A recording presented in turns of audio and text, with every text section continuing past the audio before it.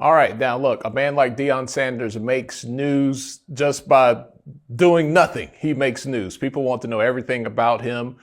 There were some reports and speculations. We even reported about the report at HBCU Game Day about TCU being interested in him as their next head coach.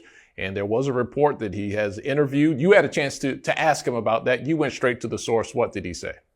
Yeah, we talked about it, Tyler. And one thing, let me say this: even before asking him about it, because we're embedded with this program and our professional and personal relationship with him, we are privy to his comings and goings. And when I first heard the rumor of the report or the alleged report, or even some people saying it actually happened, I knew that it was not too much credibility to that because personally, professionally, he wasn't in a position where he could participate in the interview the way they're describing it and the way they say it took place. But I had to, taking care of that journalistic integrity, say, hey, coach, what's the deal with these rumors? And he said he has not had a conversation with them, a meeting with them, that's not the case. And he wasn't really in the mood to respond to it because a lot of folks are saying that because he doesn't refute it, there must be some truth to it. And as you said, Tyler, when you're a man like Deion Sanders, people have rumors and allegations and stories on top of stories. And if you spend your time trying to refute every one of them, that's taking away time from your mission and your agenda. So there's not any credibility to him wanting to leave.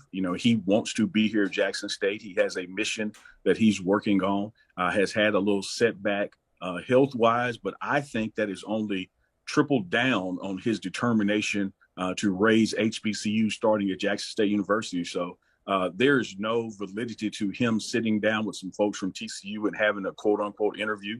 He's committed to Jackson State University. One thing you talked about on your show, you and Charles with the pregame show. Listen, when you ask for something or when you receive it, you have to take everything that comes along with it. When Deion Sanders is your head coach, he is a global icon, has been since the 1980s. This is part of the process, right? There's going to be a lot of talk. People are going to talk. You can't just be, let's, and I'm talking about the fan base probably more than anything else here. Like you got to take all that, right? I totally agree with that. And that's something we discussed, as you mentioned, on the pregame show.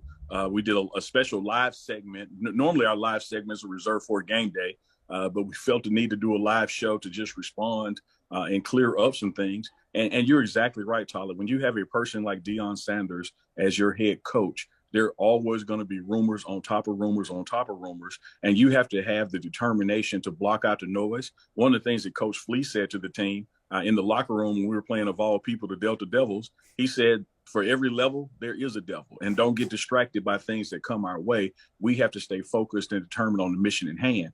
And, it's part of being successful, Tyler. People come after successful people.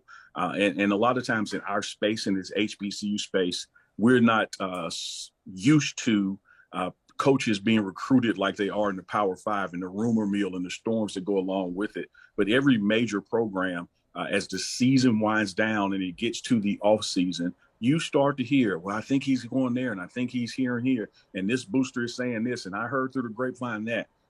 We heard from the man himself. We're determined with this program, focused on this program. We're building something here at Jackson State University. And Coach Prime has confirmed his commitment to doing that. And I never saw it as a negative. Look, when things are out there and incredible media sources report it, I mean, we have to give that information to the viewers and listeners, and everybody has to kind of decide what's what. We are providers of information first and foremost. Certainly. But you got to leverage that, right? Like when people are talking about your coach and your school and Jackson State, love it, hate it, or whatever, they're in the mouths of a lot of people right now, and you just have to leverage that, Neely. Once again, Tyler, you are spot on. I am sure when I posted that I was going to take Beyonce to the Soul Bowl, that Jay-Z wasn't out there trying to refute it. And I'm sure he doesn't comb through her Instagram feed looking for all the likes and comments. It is part of being married to Beyonce. And we are married to Deion Sanders. So there's always going to be somebody saying something about something. And long as you know what you have and you're comfortable in your relationship, you're doing just what you say, Tyler. You look at the upside of it from a market standpoint, from a branding standpoint, from an attractive standpoint. People talking about wanting our coach and where he may or may not be going only adds fuel to all that ammunition to build our program. So I welcome it. I don't look at it as a negative at all. Let the rumors start, but we're going to be staying internally focused on building this program, building our tradition, blazing new trails.